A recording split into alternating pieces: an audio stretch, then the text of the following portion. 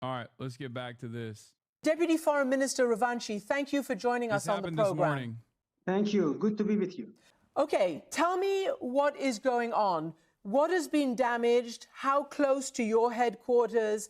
What can you tell me exactly about what's happening right now? We have been witnessing an act of aggression, a clear case of naked aggression against Iran and the Iranian people since 5-6 days ago. We were about to start new round of talks with the Americans on Sunday. That was 15th of June. And 2 days before, we were attacked by the Israelis in the middle of the night. They attacked residential areas. They attacked paramedics. They attacked citizens who are just sleeping in their homes. They attacked our university professors. So this is a crime against humanity, pure and simple. Okay, so Mr. Ravanchi, they also attacked your military leadership. Your intelligence headquarters, we understand now, has been hit for the domestic control. They've attacked and tried to take out and damage your important nuclear sites, the centrifuge sites, the uranium enrichment sites, and others. They are causing a lot of hardship and damage to your regime. Do you believe that? It seems that from here. No, as I said, they have been involved in an act of aggression, and they have, martyred our military people as well, along with many Iranian citizens, and they have no boundaries. They attacked everywhere. So you mentioned attacking against our nuclear facilities. These are safeguarded places. It is a crime in accordance with the international law to attack, a place which is safeguarded under IAEA rules. So unfortunately, the Americans and some Europeans have shielded the Israeli regime not to be criticized at the board meeting, Board of Governors, IAEA Board of Governors meeting, and also at the UN Security Council. So it's a shame to all those who are protecting this regime. Okay, let me get to a few things. Clearly, you must be concerned. You must be worried that more leadership targets will be hit. You have the supreme leader, your ruler there, Ayatollah Khamenei, the Ayatollah, has come out and said that you will never surrender in response to Donald Trump. But I understand also that things are pretty bad for you and that you have tried to reach out to the US and to Israelis to try to get some kind of negotiation track back on track. Is that true? No, that's not true. I do not share your assessment. We are not reaching out to anybody.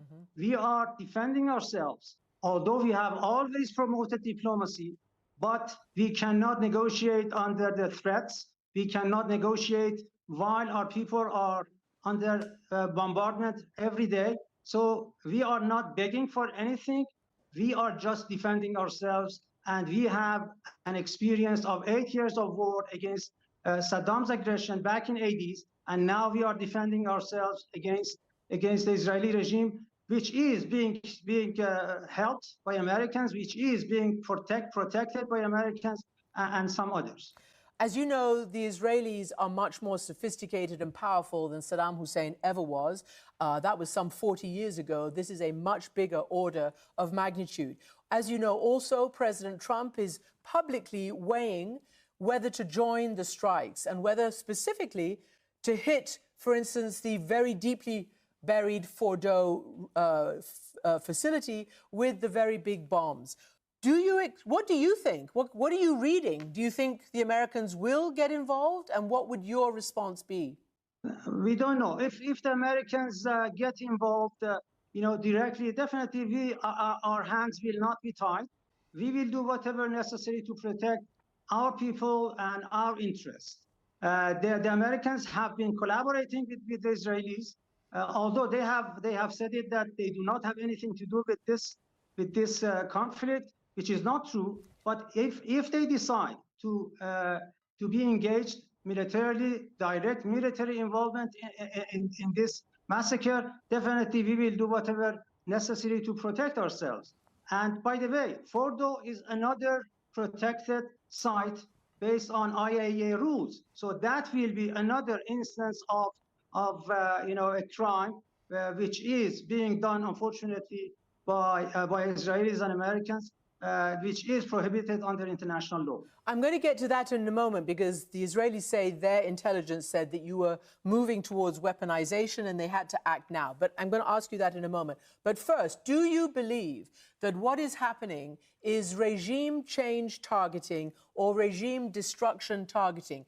How do you assess the removal of a big layer of military commanders and what President Trump said about Ayatollah Khamenei, that he would be an easy target if they were to decide to take him out? How do you interpret this? Is this about regime change? I don't know about their intention.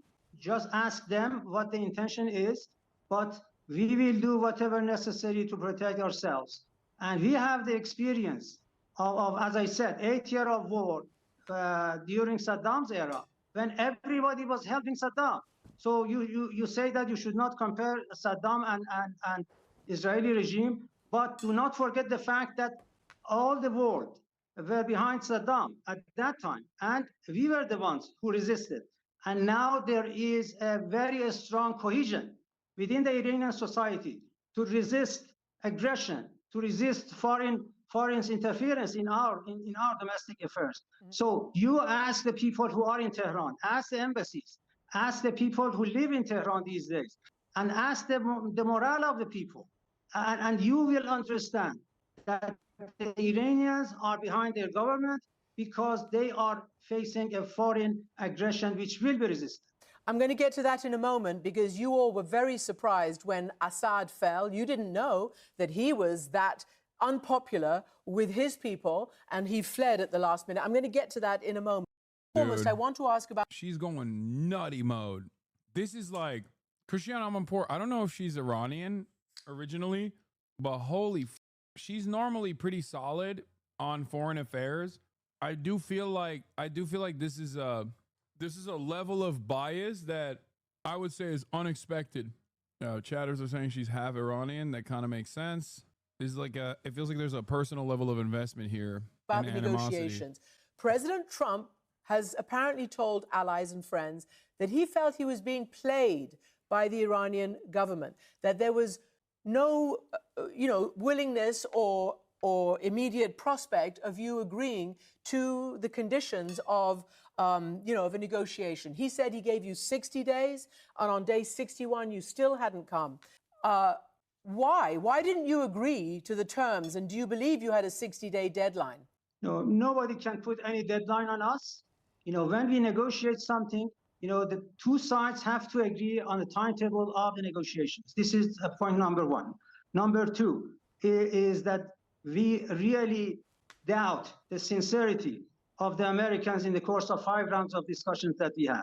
We had good discussions, and at the last round, we were given, some document by the foreign minister of Oman, and apparently both sides felt that that was a good document to be worked on for the next round. But before the next round started, 2 days before the next round started, the aggression took place. So this is a betrayal of diplomacy. Yeah, this is the betrayal of our trust to Americans. We should be the ones who should criticize the way that we were treated by the Americans, not vice versa. Okay. In fact, no deadline is going to affect our way of negotiations, and then we will do whatever necessary to protect ourselves. This is obviously a very fluid situation. The Israeli airstrikes continue. America is weighing, or Trump is, whether he will get involved. He's now saying that you, the Iranians, have suggested that you come to the White House to negotiate. He says you're totally defenseless. You have no air defense whatsoever. He says next week will be big. And he says that unconditional surrender means that I've had it. Your reaction? There is a famous saying that nobody can threaten Iranians. They should not dare to threaten Iran. We will do whatever necessary. Although there are hardships, no doubt about it, but Iranians are known to be very hard at defending their territory. And this is exactly what we are doing. Did you ask? Did you ask to go to the White House? Has your government asked for access? Christian, not at all. Okay. Not at all. We are not begging for anything. What we are saying is that stop this aggression, then we will have time to do whatever needed. As long as the aggression continues, as long as this brutality continues, we cannot think of engaging. Okay, so let me ask you this, because it is clear, and we can see it, that a lot of your military capability has been degraded. It is clear. They say that they have control of the skies, and they're even reporting that fewer and fewer missiles are getting into Israel. Even the defense minister is saying that they might, as he says it, release the population to go back to work and to come out of their shelters. But I want to ask you this. Why did you surge production of 60% uranium to the point that you have right now between Trump's inauguration and now? Back then, you had maybe a 5 to 6 weapon capacity if you had decided to. Now, a 10 weapon capacity with these 400 kilos of 60% uranium. Why did you do that? We were acting based on our rights within the NPT. We didn't have anything wrong. IAEA inspectors were present in Iran. Different reports of IAEA testify the fact that we have been very, straightforward in our nuclear program. So there is no ban on 60% enriched uranium, which are being used, in different places for peaceful purposes. But to use that as a pretext to use aggression against Iran, that is something that we resist. Okay, but even the IAEA says, and they put out a public statement shortly before these strikes began, that they had never before seen that amount of stockpile of that much. How suspicious that the IAEA statement came right before the Israel strike. Enriched uranium by any country that does not have a nuclear weapon. So that's a fact. And I want to know whether you guys were negotiating, and do you feel you've been out-negotiated or you miscalculated? If Trump says he thinks you're playing him, maybe you've been played. No, that was, as I said, we were negotiating in good faith with Americans. 5 rounds of negotiations. And apparently both of us were happy with the ongoing negotiations. But all of a sudden, 2 days before, you tell me that he gave us 60-day deadline. And Israel is not a part of the non-proliferation treaty. Israel has nuclear warheads that America knows Israel has nuclear warheads. But Israel has never admitted to having nuclear warheads, despite also constantly saying that they have nuclear warheads, because they do. And America knows they have nuclear warheads, as evidenced by the leak from a whistleblower who's now going to prison, actually. I mean, there's been numerous instances where they've proven that Israel has nuclear warheads, but just a reminder. On BBC Today, Christiane Amanpour says, based on a reporting, the people of Iran want the Islamic Republic to go, and then Crown Prince Reza Pahlavi has the most name recognition and support inside the country to lead the... Yeah, she's insane Shah writer, it seems. Day 61, they attacked us. But what was about to happen on day 63? So the American president should respond to this question. If he knew that the attack was about to happen 2 days before the next round, why did he, why did he act like this?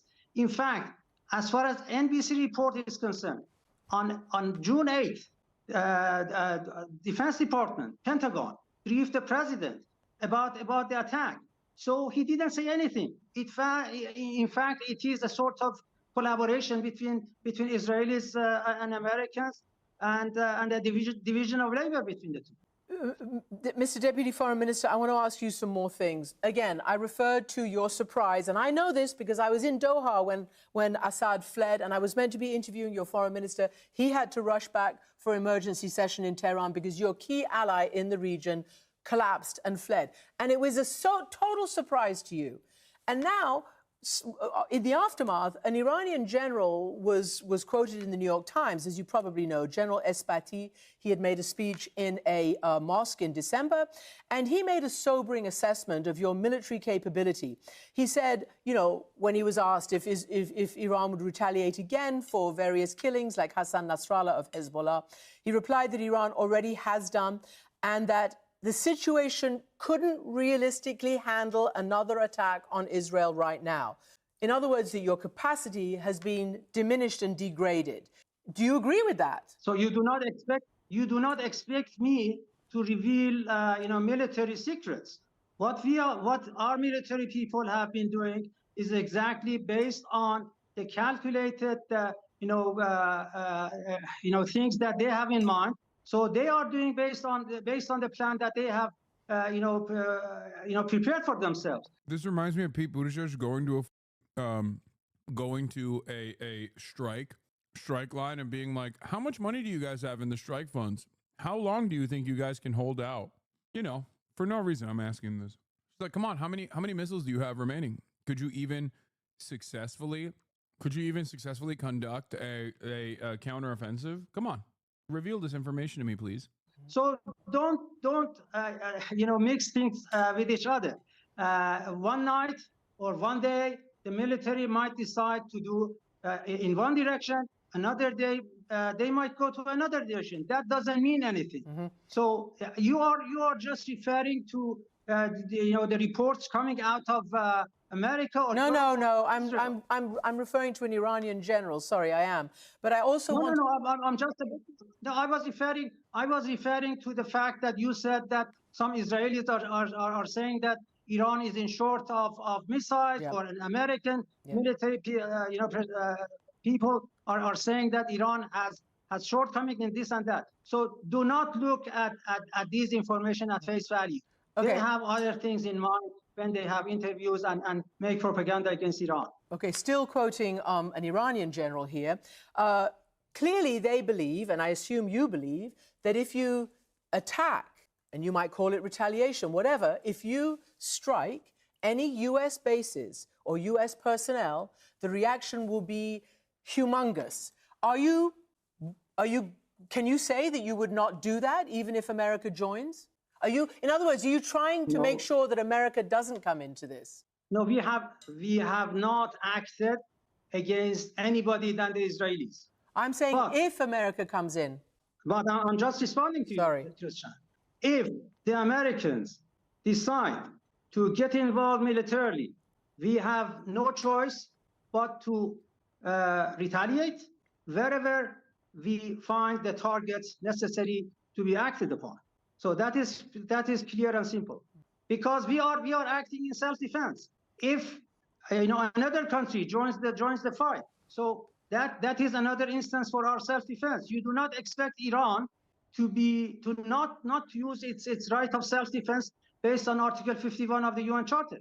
And finally, because I don't want to lose this line, it's been very difficult to get through to you, about regime change or regime destruction. Again, after the fall of Assad in December, there were many reports coming from inside Iran, how pundits were talking on state television, on Telegram, on all sorts of chats, how Iran had misjudged the dynamics, particularly, in your closest ally. There you were, propping him up. You were the ground forces. You were his ally. And he fell, and it took you all by surprise. So, do you believe that you have a handle on what your own people are feeling? What if you're taken by surprise and they take this? Oh my God, this is ridiculous. I've never seen Christiane Amanpour behave like this. Like, she is a professional journalist with a tremendous amount of experience. It's shocking how she carried herself throughout this. It is a new level of unprofessional misconduct. Like, actually alarming how bad she was in this interview. Like, you can conduct a interview that is adversarial. You should, right? This is still a state leader, right? But it almost feels like she is like emotional throughout this process. Like, it's like clouding her judgment. Like, she uses this as an opportunity to like bully the Iranian official instead of trying to extract information out of him. Like even the one part where he says, she asked, like, will Iran retaliate if attacked by America? That already has been mentioned. It's been mentioned by Khamenei. He said, if American forces, we've redirected some of our arsenal and crossed up the line of sights against American troop positions in the region. If America attacks us, then we'll attack them back.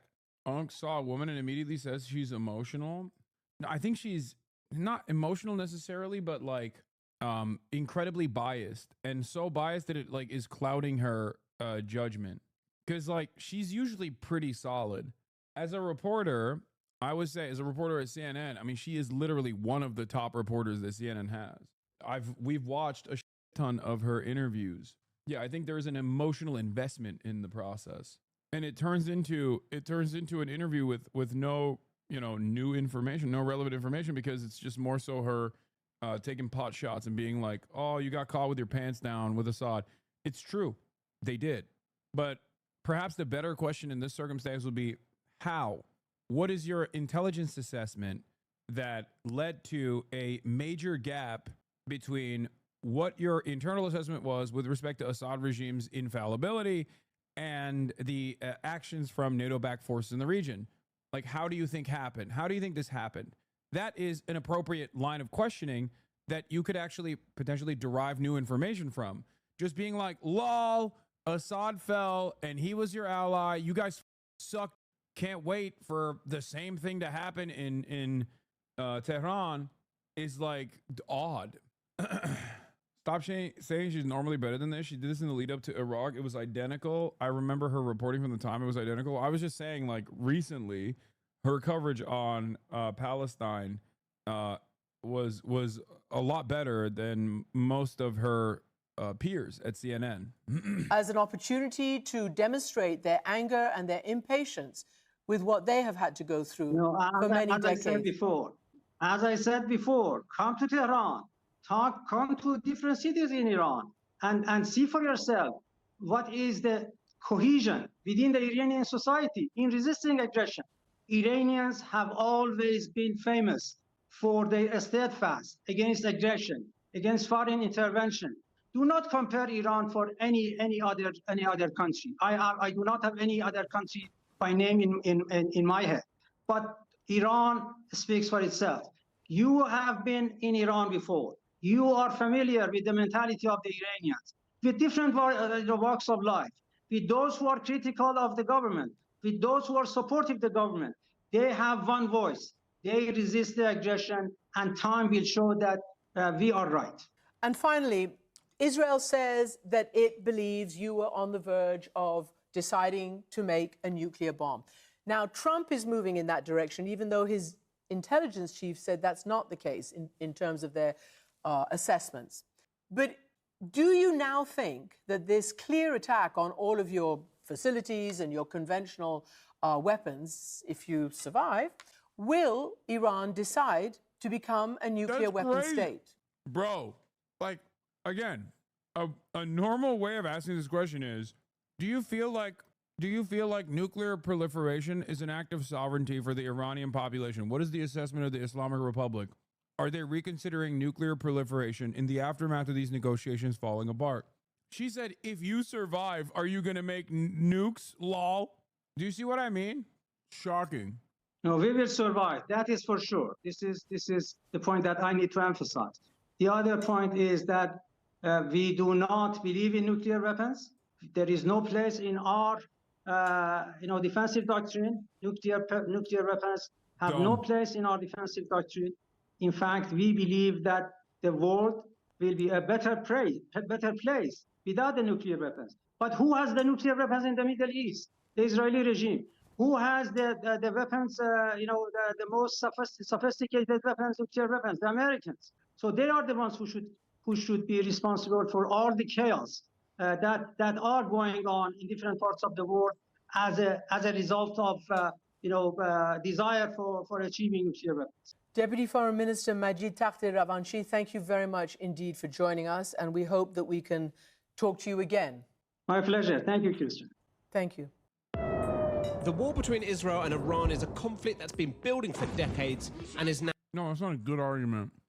They should build a nuclear weapon for self-preservation ASAP. They should have built it yesterday. They should have built it in 2004. The very fact that they haven't is the reason why they're getting pummeled right now.